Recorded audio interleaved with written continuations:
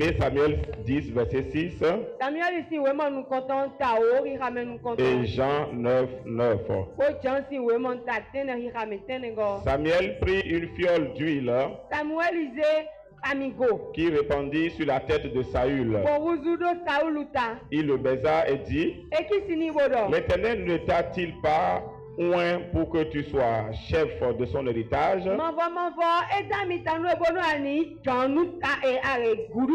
Aujourd'hui, après m'avoir quitté, tu trouveras 2 hommes près du sépulcre de Rachel, sur la frontière de Benjamin.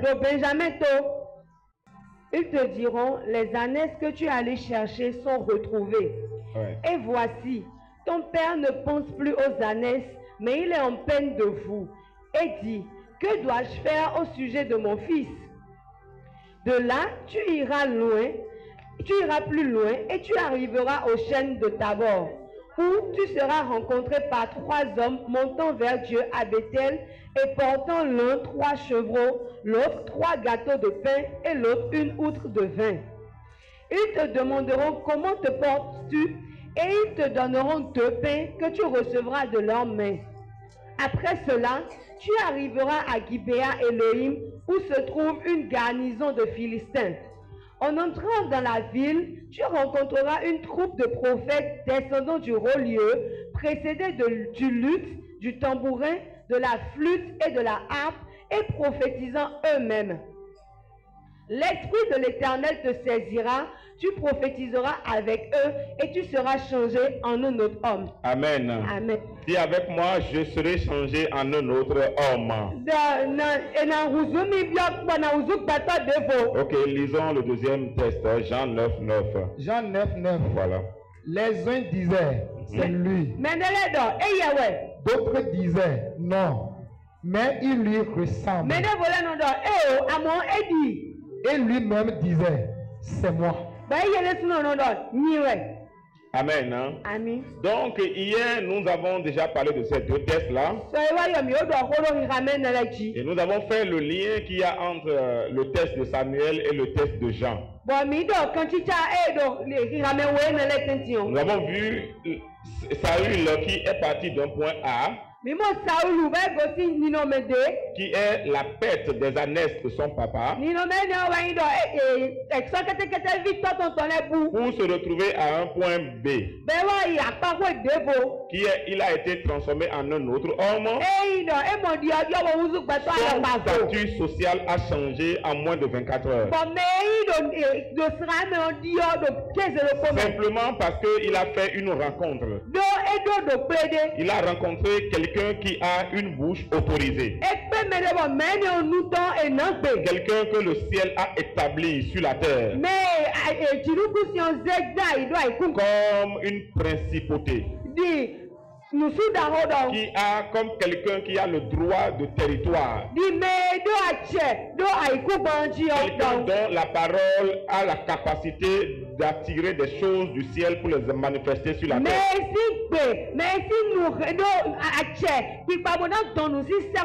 donc tout ce qu'il a dit à Saül, ça s'est accompli l'une après l'autre.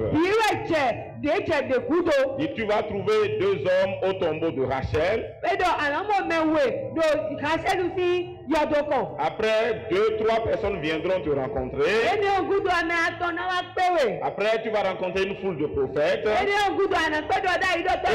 Et même si tu n'es pas prophète de naissance, tu vas commencer par prophétiser. Amen. Et c'est ce qui s'est passé exactement. C'est que Samuel a programmé les événements. Simplement par sa parole. Il a programmé les événements. Et le ciel a accompli chaque chose selon la parole de Samuel.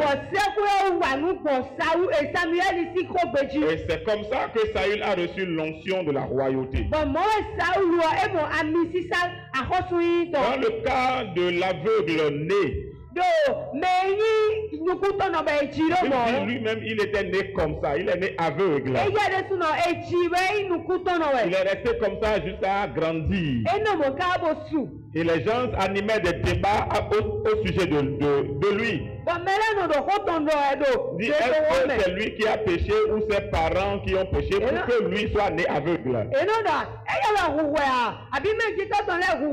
Jésus va répondre non, c'est pour que la gloire de Dieu soit manifestée. C'est pour que la gloire de Dieu soit manifestée. Peut-être que c'est demain qu'on parlera bien de cela. Mais parce qu'il a rencontré Jésus, sa situation qui était l'aveuglement a changé de manière instantanée.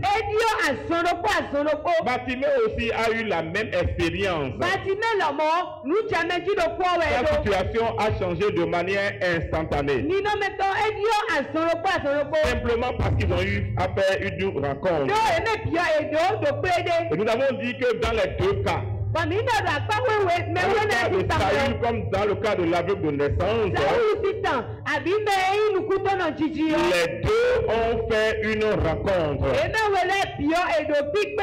Il est important pour chaque enfant de Dieu de comprendre que personne ne peut évoluer seul comme ça.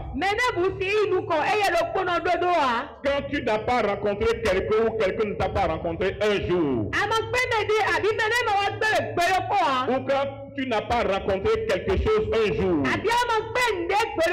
il y a des choses qui ne se mettront jamais en place dans ta vie. Il y a des choses qui ne se mettront jamais en place dans ton entreprise, dans tes affaires, dans tes projets. Et il y a des rencontres qui transforment la vie. Et c'est pour ces gens de rencontres que je prie pour toi ce soir. Afin que Dieu te fasse rencontrer quelqu'un. Qui te fasse rencontrer quelque chose. Qui va transformer ta vie de manière instantanée.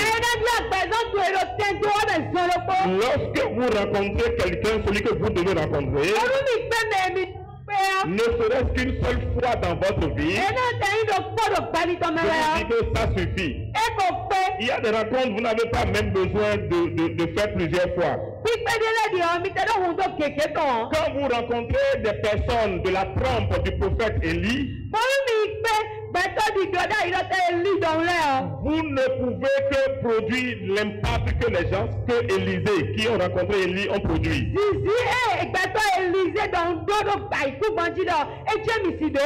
Élie qui a la capacité de fermer le ciel et d'ouvrir le ciel. Est-ce que c'est Élie qui a créé les cieux et la terre? Ce n'est pas Élie qui a créé les cieux et la terre. C'est Dieu qui a créé les cieux et la terre. Mais parce que Élie connaît qui il est. Parce que Élie a été établi. Il a reçu une voix, une parole autorisée. Élie n'était pas un simple humain comme tout le monde. Élie était comme une entité, une principauté territoriale. Voilà pourquoi il pouvait même défier le roi Akab. Il dit que je ferme les cieux. Il ne va pas tomber une seule goutte. Avant 3 ans et demi, je crois. Et il ajoute ceci. Sinon, à ma parole. Il n'a pas dit sinon à la parole de Dieu. Regardez, des gens qui n'ont jamais rencontré Jésus. Les gens qui n'ont même pas connu Jésus. Les gens qui ne sont même pas nés de nouveau. Ont compris quelque chose. Que nous qui sommes dans une alliance supérieure à leur alliance, nous n'avons même pas compris. Il ne va pas tomber une seule goutte d'eau sur la terre. Sinon, à ma parole. Il avait cette autorité de fermer comme d'ouvrir produit le ciel comme il veut. Donc, quand tu rencontres des personnes de la trempe de quelqu'un comme ça, tu ne peux pas produire l'impact que Élisée a produit. Lorsque vous rencontrez des gens de la trempe de Moïse, Moïse était un simple citoyen né en Égypte. Il a grandi à la cour, sur la cour du roi Pharaon.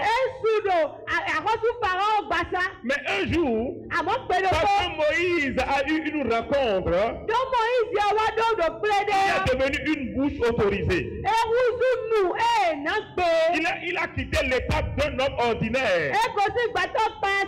Et il est devenu une principauté. Et principauté, comment je vais expliquer ça? Voilà, merci maman. Et il est devenu une principauté. Il est devenu comme une entité. Une sorte de Dieu en quelque sorte. Et il peut aller défier même le roi de l'Égypte. Quand tu rencontres des gens de la trempe de Moïse, tu ne peux que devenir un conquérant comme Josué. Simplement parce que Josué a rencontré Moïse, il est devenu un conquérant. Il a conquis des territoires. Il te faut rencontrer quelqu'un. Il te faut faire une rencontre. Ce n'est pas une rencontre ordinaire. Parce que tu ne peux pas rester au même niveau pendant longtemps. Tu n'es pas envoyé sur la terre uniquement pour ça. Dieu t'a déployé sur la terre pour plus que ça. Regardez ici dans l'ancienne alliance, Dieu n'a pas eu de problème avec la puissance, l'autorité que les gens ont manifestée. Comment on peut croire nous aujourd'hui dans la nouvelle alliance que nous serons limités? Ça ne peut pas être comme ça. Mais je crois que c'est parce que Dieu veut élever des personnes ici. Il a proclamé ce rendez-vous divin. Et ce rendez-vous divin est pour toi au nom de Jésus-Christ. Lorsque tu rencontres des personnes comme Samuel, de la trempe de Samuel, tu ne peux que régner comme roi. Parce que ceux-là, les gens comme Samuel, les gens qui ont reçu cette capacité, cette autorité, d'aller te chercher dans le champ. Tu dis, je te fais roi, tu deviens roi en 24 heures. C'est les gens qui sont capables d'aller te chercher n'importe où tu es. Samuel n'a jamais été roi. Ou bien Samuel est roi. Il n'a jamais été roi. Mais il produit les rois. Pourquoi? Parce qu'il a cette autorité. Parce qu'il est comme une principauté. Il est comme une entité. Et quand il parle, la tête bouge. Les choses se mettent en place. Le monde invisible comme visible s'organise pour que ce qu'il a dit s'accomplisse. Et je crois que de telles personnes existent encore aujourd'hui. Même si ton rise en existe encore aujourd'hui. Et tu les rencontreras au nom puissant de Jésus-Christ. Je dis tu les rencontreras au nom de Jésus-Christ. Lorsque tu rencontres, tu as une visite de Jésus. Des gens comme Jésus, tu ne peux que vivre comme un plus que vainqueur. Il y a le péché sur la terre, et dans le ciel, sur la terre et sous la terre. Regardez les gens comme Élisée, qui ont la capacité d'entrer même dans le dispositif sécuritaire des gouvernements étrangers. Il va spirituellement assister à un conseil d'autres nations. Et il infiltre les décisions qu'ils prennent. Et il vient faire échec à tous leurs plans. Est-ce que quelqu'un comme ça est normal? Quelqu'un comme ça n'est pas normal. Et pourtant, on parle de l'ancienne alliance. On ne parle pas de la nouvelle alliance. On parle de l'ancienne alliance. Frère, tu dois comprendre que c'est le temps qui est arrivé pour que tu pries pour ça. Je vous ai déjà dit hier qu'il y a des choses que Dieu ne fera plus. Même quand vous priez, il y a des choses qu'il ne fera plus. Parce que ce qu'il a déjà fait, il ne le fera plus. C'est à vous d'aller les chercher et de les récupérer. Si vous ne comprenez pas comme ça, vous allez prier inutilement. Il y a une intelligence que nous devons avoir lorsque nous prions. Parce qu'avec Dieu, il y a ce qu'on appelle des faits. Les choses qui ont été déjà accomplies. Et il y a ce qu'on appelle les promesses. Ce que tu poursuis là, est-ce que c'est un fait? Ou bien c'est une promesse? C'est une promesse, tu peux réclamer. Si c'est un fait, tu dois arracher. Tu n'as plus besoin de demander. C'est déjà fait. Donc tu dois prier pour cela. Si tu ne pries pas pour cela, tu peux faire des années d'errance. Des années d'errance. Beaucoup d'enfants de Dieu continuent d'errer. Je prie que Dieu te donne l'esprit d'accélération au nom de Jésus-Christ. C'est cet esprit qui a travaillé avec Élie. Lorsque le consensus est trouvé entre lui et le roi Akab, et le temps est arrivé pour qu'il ouvre le ciel à nouveau. Un simple homme quelque part, qui ne s'habille même pas comme les gens aisés de sa ville, a embrouillé la destinée de toute une nation pendant 3 ans et demi. On n'a pas dit un an, on n'a pas dit un mois. On n'a pas dit un mois. Plus de 3 ans. Comment la destinée de toute une nation peut tenir à la parole d'une seule personne? Aujourd'hui, nous lisons cela, on pense que c'est des allégories. Non, c'est des choses réelles qui se sont produites. Peut-être que c'est une histoire qui est racontée. Non, c'est que c'est un récit. Non. Ce n'est pas allégorie, c'est une histoire réelle qui se produit. Et il a insisté. Et ce qui est écrit a été réellement vrai. Si ça a été ainsi, ça veut dire que ça peut être ainsi encore. Est-ce que vous savez qu'on a cette capacité de décider de la destinée des nations? C'est simplement parce que nous ne savons pas. Nous ne savons pas qui nous sommes. Nous ne savons pas comment procéder. Il y a des choses que moi j'ai vu Dieu faire que je ne peux même pas vous raconter ici parce que c'est beaucoup plus sensible. Et je sais que Dieu existe et il peut agir. Et si les enfants de Dieu décident, la destinée de toute une nation peut tenir à la parole d'une seule personne. Mais aujourd'hui, c'est nous qui subissons. C'est nous, enfants de Dieu, qui subissons. Avec moi, ce n'est pas normal. Ce n'est pas normal. Il te faut une rencontre surnaturelle pour rencontrer une entité divine. Je ne veux pas dire une entité spirituelle divine qui vient de Dieu. Pour rencontrer un homme que Dieu a établi. Et que quand il parle sur ta vie, ta vie sera changée. Ta vie sera métamorphosée. Ta vie sera métamorphosée. Les rencontres divines qu'on fait ou active dans notre vie l'onction dont nous avons besoin. L'onction dont nous avons besoin pour faire fonctionner notre vie, pour faire fonctionner notre entreprise. Ce sont ces rencontres-là qui activent cela. Si vous pensez qu'il suffit simplement de créer une entreprise pour que tout marche bien, ou parce que vous êtes enfant de Dieu, tout va bien marcher, ce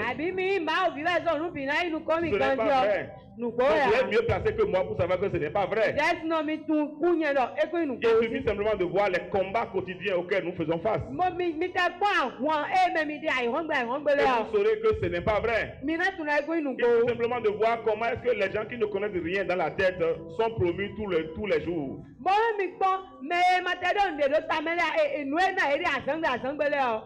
Nous allons voir la vie de certaines personnes qui ont fait des rencontres et les résultats qui ont suivi après. Et après ça, nous allons prier. Première lecture que nous allons faire, le premier cas que nous allons voir, c'est 1 Samuel 3. 1 Samuel 3, j'espère que vous êtes là. 1 Samuel 3, verset 1, verset 1, verset 3 et 4. 1 Samuel 3. Oui. Le jeune Samuel était au service de l'Éternel devant Élie. Donc, si Samuel a eu la capacité de produire des rois, ce n'est pas parce qu'il est sorti de nulle part. Lui-même, il a eu de rencontres. Et voilà là où il a eu sa rencontre. La parole de l'Éternel était rare en ce temps-là. Recommence. 1 Samuel 3, verset 1. Le jeune Samuel était au service de l'Éternel devant Élie. Okay. La parole de l'Éternel était rare en ce temps-là. Vous l'avez dit hier, la parole de Dieu était très rare. Il n'y avait plus de prophètes. Les visions n'étaient pas fréquentes. 3 et 4. Oui. La lampe de Dieu n'était pas encore éteinte. La lampe de Dieu n'était pas encore éteinte. Dis avec moi, la lampe de Dieu n'était pas encore éteinte. Tant que ta lampe n'est pas encore éteinte, tout est encore possible. Amen. Amen. Amen. Même si les choses deviennent dures n'importe comment, tant que la lampe de Dieu n'est pas encore éteinte, tout est encore possible. Oui. La lampe de Dieu n'était pas encore éteinte. Et Samuel était couché dans le temple de l'Éternel. Où était l'arche de Dieu? Il n'y a rien de... Quand vous lisez la Bible, je prie que Dieu nous donne l'intelligence pour comprendre. Samuel n'était pas encore établi. Hein. Il était encore adolescent. Au service du jeu du sacrificateur Élie. Mais sa chambre à coucher, c'est où? Le temple. Précisément où?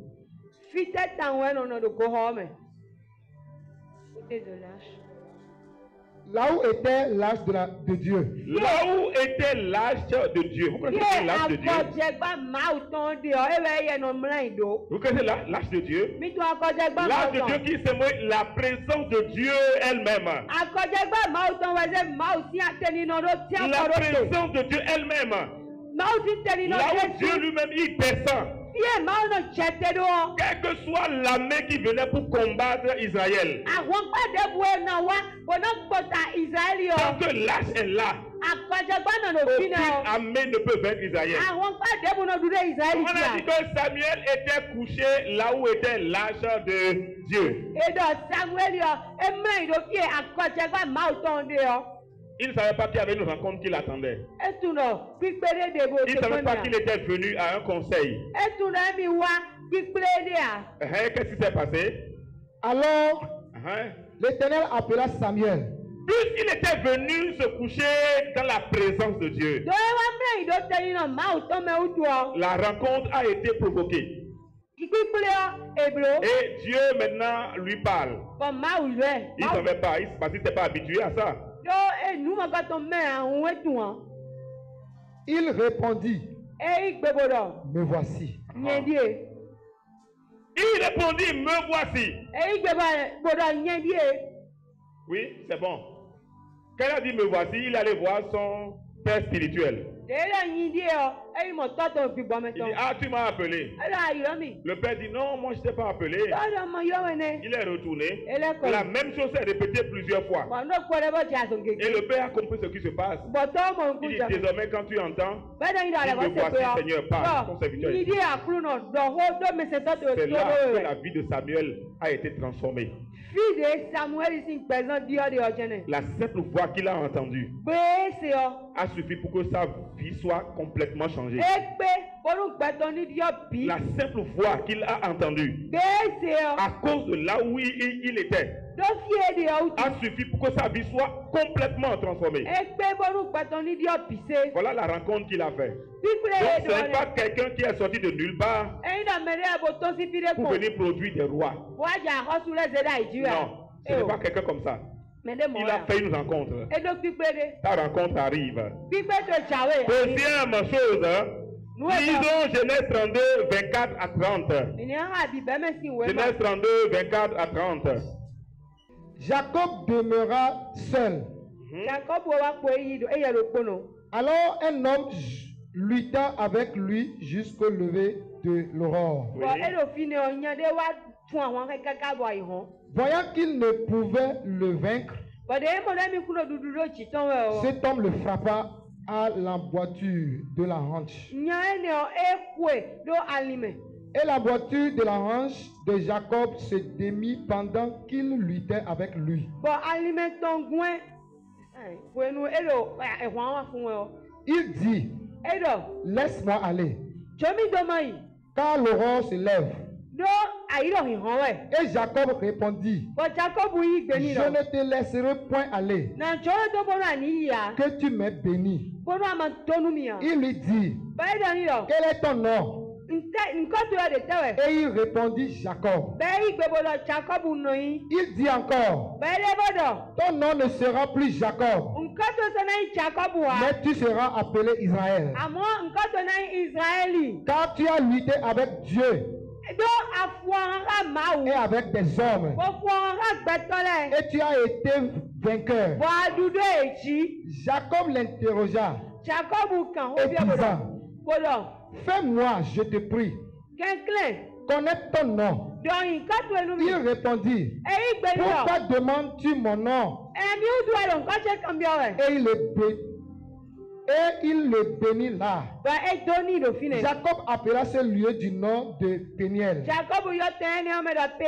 Car, dit-il, j'ai vu Dieu face à face, et mon âme a été sauvée. Vous connaissez bien Jacob, n'est-ce pas? Vous connaissez l'histoire de Jacob. Jacob a eu tous les problèmes et tous les combats que l'on peut avoir sur terre. Tous les combats, quelqu'un qui est né avec une promesse. Il y avait la promesse de Dieu sur la vie de Jacob. Mais plus Jacob était en train de grandir, plus il s'approchait de l'accomplissement de la promesse, plus les choses devenaient compliquées pour Jacob. Difficile pour Jacob. Au point où Jacob était obligé d'entrer dans des choses pas trop catholiques. Il est allé voler la bénédiction de son frère Ésaü. Et maintenant il fuit. Il fuit. Dans sa fuite maintenant, il est arrivé quelque part. Et le sommeil l'a pris, la nuit l'a surpris. Il a trouvé une pierre. Il a pris la pierre. Il a posé la tête. Il est rentré dans le sommeil. Pendant qu'il dormait, la Bible dit que le ciel s'est ouvert. Le ciel s'est ouvert. Quand le ciel s'est ouvert, il a vu une échelle. qui a connecté la terre au ciel. Tu veux bien, l'échelle a connecté la terre au ciel. Et il voyait les anges monter, descendre. Et du haut de l'échelle, l'ange de l'Éternel lui donne encore un message. Comme pour lui dire, je suis avec toi. Tout ce que j'ai promis, je le ferai. Quand Jacob s'est levé le matin, il a dit, Dieu était ici et moi je ne savais pas. Dieu était ici et je ne savais pas. Et il a fait un hôtel là. Et il a nommé le lieu Bethel. Bethel qui veut dire la maison de Dieu. Et il a continué son voyage. Sauf que malgré tout ça, malgré cette expérience que Jacob a faite, rien n'a changé dans sa vie. Les combats ont continué. C'est pour dire quoi? Ce n'est pas parce que tu es chrétien ou bien tu viens dans la maison de Dieu que les choses vont changer pour toi. Non. C'est pas parce que tu as des promesses de Dieu sur ta vie, tu as des prophéties divines sur ta vie, que les choses vont changer automatiquement. Jacob a fait cette expérience surnaturelle, mais la vie continuait pas à lui résister. Les situations continuaient pas à lui résister. Je parie que Jacob lui-même ne va même pas comprendre ce qui se passait dans sa vie. Peut-être il va te dire, ou bien c'est parce que mes parents m'ont donné le nom que je porte là. Comment quelqu'un qui a une promesse, qui a même volé la bénédiction de son frère, et il a laissé les richesses à son frère, et lui il a pris la bénédiction, et il ne continuait pas souffrir parce qu'il n'a pas encore fait la rencontre qu'il devrait faire. Il est venu chez son frère Laban. La même chose s'est produite. Il a demandé la main de Rachel. On lui donne Léa. Et il s'est levé, il a vu que c'est Léa. L'homme l'a exploité. Et quand Jacob a ouvert les yeux, lui-même, il a encore trompé, il a encore escroqué l'oncle. Il a pris ses choses, il a encore fui de la maison. C'est-à-dire qu'il est en train d'errer. Et je sais que cette histoire ressemble à l'histoire de beaucoup de personnes dans la maison de Dieu. Quand tu prends la vie, comment la vie, les choses te combattent, te résistent.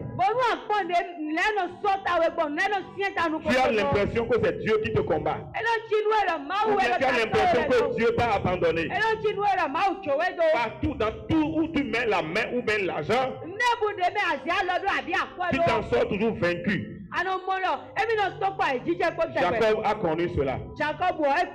Jusqu'à un jour, il avait fui son frère pour aller quelque part.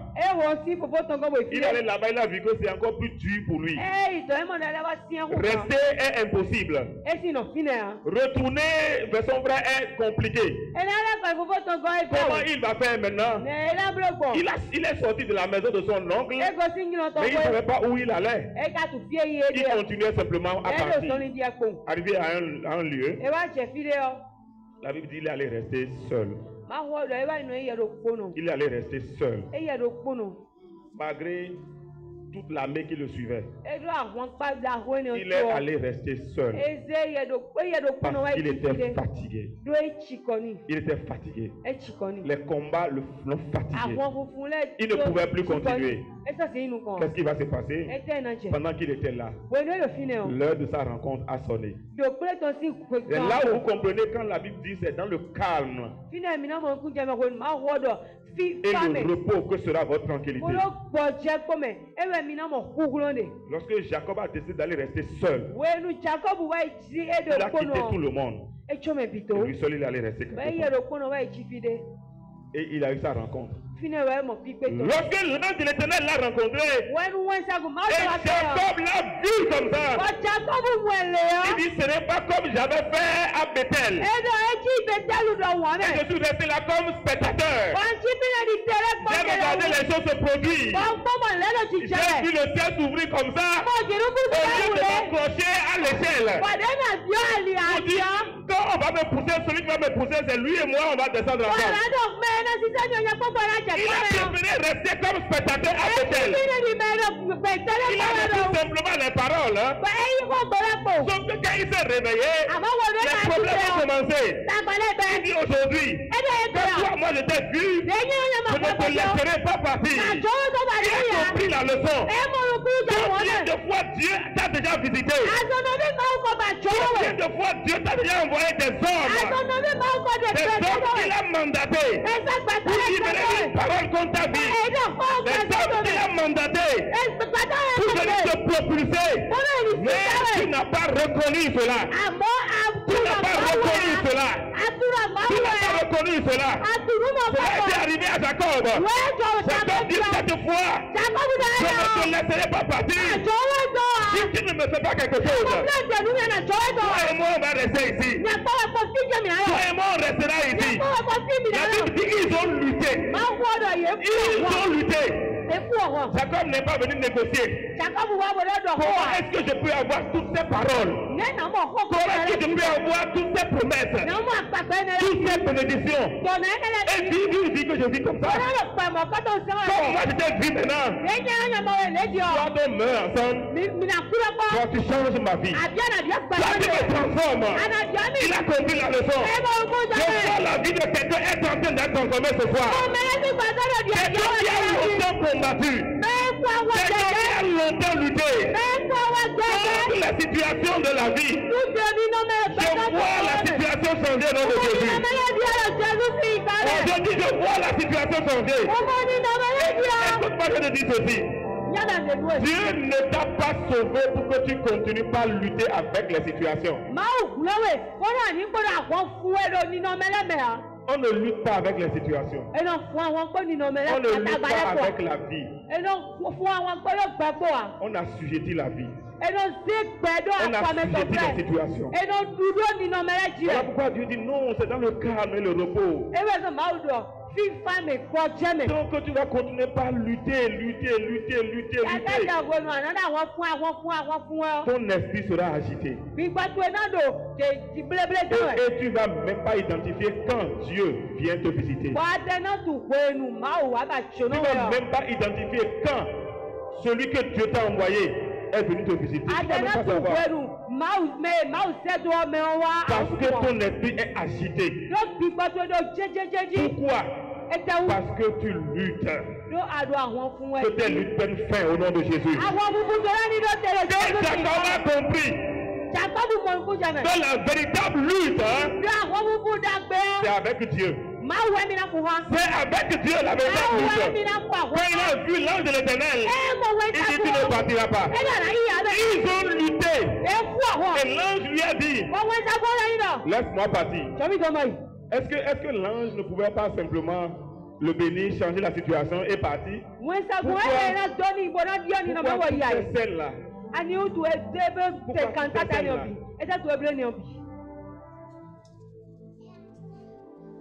Les choses de la vie, c'est nous qui devons les saisir. Et tu ne t'imposes pas à la vie, la vie va s'imposer à toi. Quand tu ne t'imposes pas aux situations, les situations vont s'imposer à toi. L'ange dit, laisse-moi partir car le jour s'approche. Le jour s'approche. Et Jacob dit, bon, bénis-moi et moi je te laisse partir. Il dit, quel est ton nom? Donc ce qui bloquait la vie de Jacob et qui manipulait sa vie. Comme Paul l'a dit, chaque fois que j'ai envie de faire ce qui est bien, je me retrouve en train de faire ce que je n'aime pas. C'est-à-dire, il y a vraiment une force qui les contrôle, qui les pousse à faire ce que eux même ils savent qu'ils ne devraient pas faire. Mais ils ne savent pas pourquoi ils font toujours ça. Il a changé son nom. Et dit à partir d'aujourd'hui, ton nom ne sera plus Jacob. Ton nom sera Israël. Donc ça veut dire que Jacob portait la semence de toute une nation. Vous voyez pourquoi Satan ne met pas sa cible sur n'importe qui.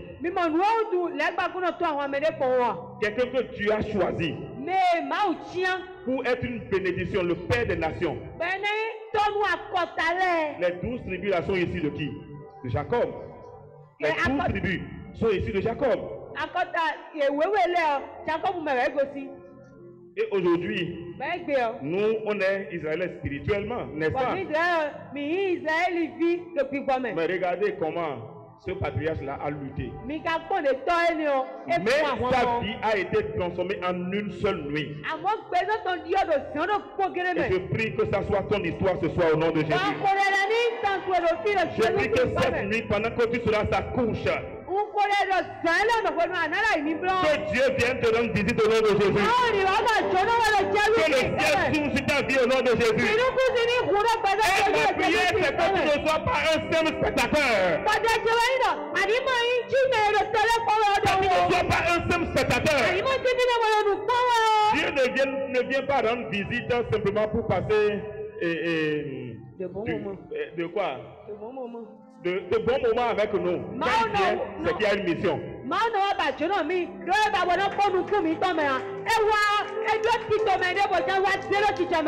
Chaque fois que tu rencontres Dieu, c'est qu'il est venu pour une mission. Il n'a pas besoin de divertissement. Quand il viendra se divertir avec toi.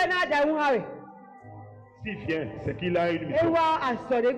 Et c'est à toi de lui permettre d'accomplir sa mission. Parce qu'il ne s'introduit pas dans les affaires humaines sans autorisation.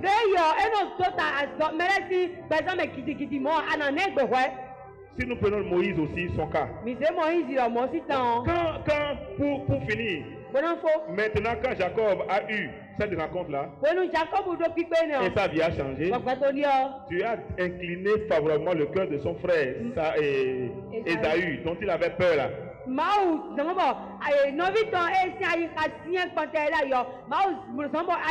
Les choses pour lesquelles il luttait, il a eu accès facile, sans difficulté. Et maintenant il a dit quoi? Ce lieu-là sera appelé Péniel. Péniel veut dire quoi? La face de Dieu. Donc quand tu as l'église, quand tu as Bethel, Bethel ne suffit pas. Il faut avancer. Et à Péniel qui a quelque chose pour toi. Quand tu es à Bethel, c'est bon. Mais ne sois pas spectateur. Tout le monde vient témoigner. Quelque chose est passé dans ma vie. Et toi, tu regardes, ça va dire, oh, Dieu est bon. Mais toi, et toi? Ne sois pas comme Jacob à Bethel. Il a regardé les anges monter, descendre. Et il est là, il regardait. J'imaginais peut-être sur son... là où il était couché, il était en train de danser, peut-être en train de contempler, mais c'est resté là. Je me rappelle la première fois où j'ai eu ma rencontre surnaturelle. C'était à midi, j'étais couché au salon. Et subitement, je vois le ciel s'ouvrir. Et les êtres angéliques descendent. Et il y a une chorale qui s'est mise en place. Et je vois des chants que je n'ai jamais entendus. Et ça vivifiait tout mon corps, littéralement. Mais je dormais. Maintenant, Sur ma natte, j'étais en train de dormir, en train de faire comme ça. Et mon grand frère m'appelait. Il m'appelait, moi je ne savais pas, j'étais en train de faire comme ça. Et même il me voit en train de faire comme ça sur la natte. Je fais la tête et je fais la main, je suis comme ça. Il m'a appelé, je ne répondais pas. Et il vient me taper, toi tu as quoi? Je suis réveillé comme ça. Je vous assure, j'ai envie de le porter le jour-là. Je suis resté spectateur. Parce que je regardais simplement. Je n'avais pas encore la compréhension que j'ai aujourd'hui. J'ai dit, Dieu ne vient pas se divertir. Quand il vient, c'est pour une mission. Depuis ce jour, j'ai toujours aimé être seul. Jusqu'à aujourd'hui, j'adore les moments où je suis seul. Quelque part. Parce que je n'aime pas que quand Dieu va me visiter, quelqu'un vienne troubler. Et j'ai raconté la chose à mon frère. Il dit, mais pourquoi tu me fais ça? Il dit, mais toi, tu es sur la nature en train de danser, en train de faire la bouche, comme si tu connais. Moi, je ne connais pas, je ne savais pas ce que tu as. C'était ma première expérience surnaturelle. Et je peux vous raconter plusieurs comme ça. Voilà pourquoi aujourd'hui, moi je ne sais pas ce que quelqu'un peut faire. Je ne sais pas ce que quelqu'un peut dire. Et qui va me séparer de Dieu. Je ne sais pas ce qui se passe. C'est là que je comprends quand Paul dit, qu'est-ce qui peut me séparer de l'amour de Dieu? Il y a des rencontres quand tu fais. Rien dans ce monde ne te voit quoi que ce soit. Rien dans ce monde. Rien dans ce monde. Et je prie que Dieu ouvre le ciel sur toi au nom de Jésus. Je prie que Dieu ouvre le ciel sur toi au nom de Jésus. Si tu es dans la vie chrétienne, depuis 5 ans, depuis 10 ans, et tu n'as jamais eu de rencontre divine, je suis désolé de te dire, ce n'est pas normal. Je dis, ce n'est pas normal. Si avec moi, ce n'est pas normal. Parce que pour que tu sois transformé, personne ne se transforme au hasard. Il n'y a pas de hasard. Quand vous voyez quelqu'un devenir quelque chose d'extraordinaire, c'est qu'il a eu une rencontre dans sa vie. Soit il y a une personne qu'il a rencontrée et qui lui a donné une parole, qui a libéré quelque chose en lui, ou il a rencontré Dieu, ou il a rencontré Dieu, il sera transformé en un autre homme. Il sera transformé en une autre femme. Toi, tu seras transformé. Ton environnement sera transformé. Toi, tu seras transformé. Tes affaires seront transformées. Tes projets seront transformés. Je prie qu'il en soit ainsi pour toi au nom de Jésus. Je dis, je prie qu'il en soit ainsi pour toi au nom de Jésus. Regardez Moïse. La première rencontre que Moïse a faite, c'est qu'il a rencontré Dieu dans le buisson, n'est-ce pas? C'est un meurtrier. Moïse est un meurtrier, vous savez, non? C'est un meurtrier, c'est d'ailleurs pourquoi il a fui. C'est un meurtrier. Souvent, on n'aime pas dire des choses comme ça, mais c'est vrai, c'est ça. Ça concerne la Bible, c'est ça, il est un meurtrier. Et il a fui. En fait, parce que Satan sait que cet homme-là, il y a quelque chose de spécial que Dieu me fait avec lui. Il a tout fait pour lui coller une étiquette. C'est pourquoi je dis souvent, quand vous voyez des gens qui traversent des choses que vous-même vous ne comprenez pas, ne vous hâtez pas de tirer des conclusions sur leur vie. Quand vous voulez connaître la gloire qui est dans la destinée de quelqu'un, regardez à ses combats. Regardez à ses combats. Ça peut vous donner une indice de la gloire qui est dans sa destinée, de la mission qu'il a été envoyé sur la terre pour accomplir. Voilà pourquoi ne jugez pas vite.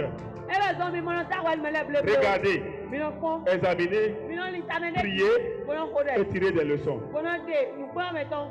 Ne dites pas que lui là, c'est fini pour lui. Jamais.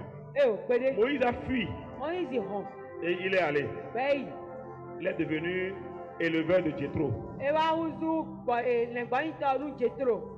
un jour, il perçait les troupeaux de Jéthro. Quand Dieu lui est apparu, il ne savait pas parce qu'il ne connaissait pas. Mais parce que Dieu lui est apparu, sa vie a été transformée. Sa vie a été métamorphosée. Dieu dit, prends un bâton. Il prend le bâton, ça devient du serpent. Dieu dit, jette par terre, ça devient bâton. Il dit, avec ça, toi et moi, on va changer le monde. Avec ça, toi et moi, on va changer le monde. Et il envoie maintenant vers Pharaon. Pharaon que Moïse avait fui. Il n'était pas encore mort. Hein. C'est le même Pharaon. Devant lui qu'il est revenu. Et il a imposé maintenant son autorité. Il est parti en tant que fils de la maison du roi de Pharaon. Et il est revenu en tant que roi de la maison de Dieu.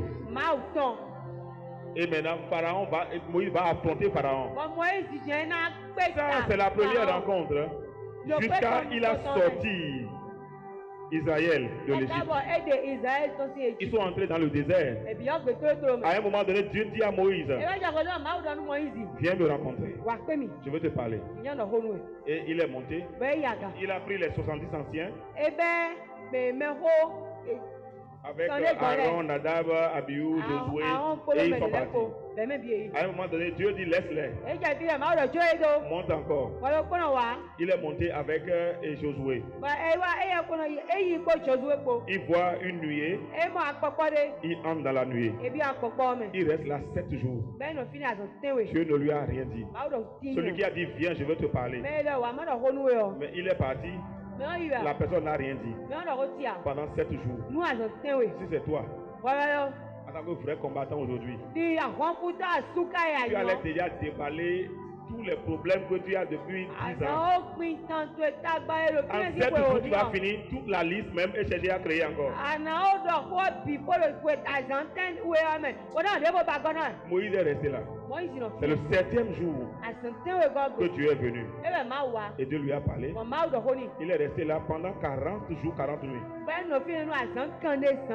quand il est descendu de la montagne, la Bible dit que les enfants de Dieu ne pouvaient même pas regarder son visage. Pourquoi? Parce que son visage brillait au point où personne ne peut regarder cela. Il a été métamorphosé. Il a été transformé. Quelle est la leçon dedans? Quelle est la leçon qui est dedans? Lorsque vous apprenez à passer du temps avec Dieu, lorsque vous apprenez à rester dans la présence de Dieu, à genoux, lorsque vous allez sortir de là, les situations de la vie ne pourront pas vous regarder en face. Ne pourront pas vous résister. Parce que spirituellement, vous serez changé. Vous serez changé spirituellement. Vous savez pourquoi les problèmes se dressent contre nous? Est-ce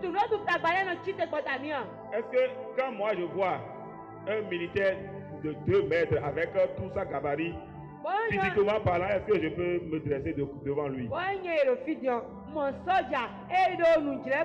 Avec ma confiance là. Peut-être que c'est avec un seul pied il va régler mon problème. N'est-ce pas? Pourquoi? Parce qu'on n'a pas les mêmes gabarits. Quand je vois un policier, je prends l'attitude de soumission à l'autorité. Ou bien, même si le feu est au vert, je vois un policier qui fait comme ça, je m'arrête. N'est-ce pas?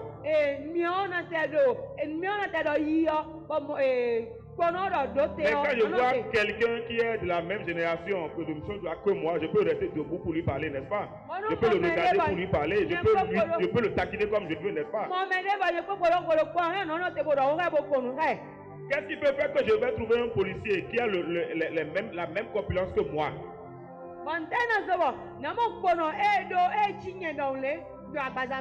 même me soumettre à lui. C'est à cause de l'autorité dont il est investi. L'habit qu'il a porté. Mais s'il enlève l'habit, je ne peux plus le respecter comme autorité, n'est-ce pas? C'est comme ça. S'il n'avait pas l'autorité, il le traite d'égal à moi. Mais s'il a l'autorité, je me soumets à lui. C'est la même chose sur le plan spirituel. Lorsque tu n'es pas investi d'une autorité, aucun problème ne pourra se soumettre à toi. Aucun problème ne peut se soumettre à toi. C'est parce que souvent, nous oublions de porter notre autorité. Qu'il y a tellement de combats dans notre vie. Montrer une seule situation qui a soumis Jésus. Jésus a dit quoi? Personne ne peut me prendre ma vie. Il dit, je la donne moi-même. C'est lui qui contrôle. C'est lui qui contrôle. Pourquoi quand Moïse est descendu, personne ne peut le regarder? Aucun problème qui t'a toujours résisté jusqu'aujourd'hui. Je prie qu'à partir d'aujourd'hui, ces problèmes se soumettent à toi au nom de Jésus. À cause de l'autorité dont tu es investi, les situations de la vie se soumettent à toi au nom de Jésus. Je dis, elles se soumettent à toi au nom de Jésus. Elles se soumettent à toi au nom de Jésus. Parce que l'onction qui est en toi est activée ce soir. Ton onction va prendre fonction ce soir. Tu ne seras plus errant comme un homme ordinaire. Je dis, tu ne seras plus errant comme un homme ordinaire. Qu'il en soit ainsi au nom de Jésus. Qu'il en soit ainsi au nom de Jésus. Lève-toi, nous allons prier. Lève-toi, nous allons prier un peu. Nous allons prier. Vous savez, lorsque Israël était en train de sortir de l'Égypte, ils ne sont pas sortis seuls. Ils sont sortis avec un ramassis égyptien.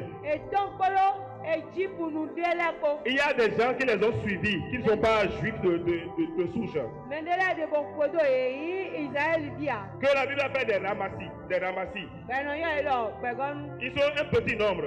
Et vous savez, la plupart des comportements que Israël a eu dans le désert contre Moïse est dû à la présence de ces ramassis-là.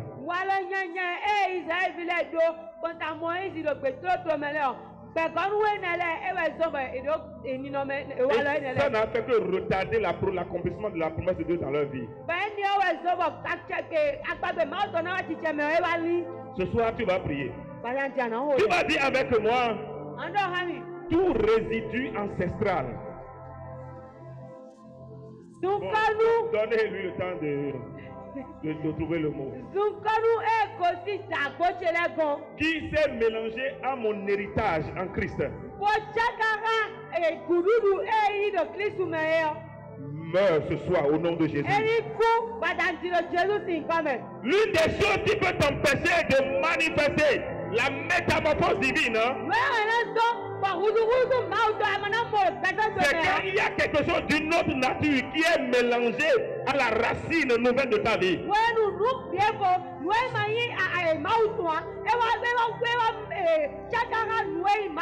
Qu'est-ce qui a fait que l'anneau a manqué au rendez-vous? Parce qu'il était attaché. Et la Bible dit que ce sont ses propriétaires même qui l'ont attaché. Jésus est venu au lieu de rendez-vous. Mais l'anneau était absent. Tu vas prier ce soir. Tout résidu ancestral qui s'est mélangé à l'héritage divin de ma vie et qui m'empêche d'aller vers ma destinée. Ce soir, il meurt au nom de Jésus. Ces résidus meurent au nom de Jésus. Sinon, ils vont créer de retard dans ta vie. Ils vont créer de retard dans ta vie. Ils vont créer de retard dans ta vie. Élève la voix et prie au nom de Jésus.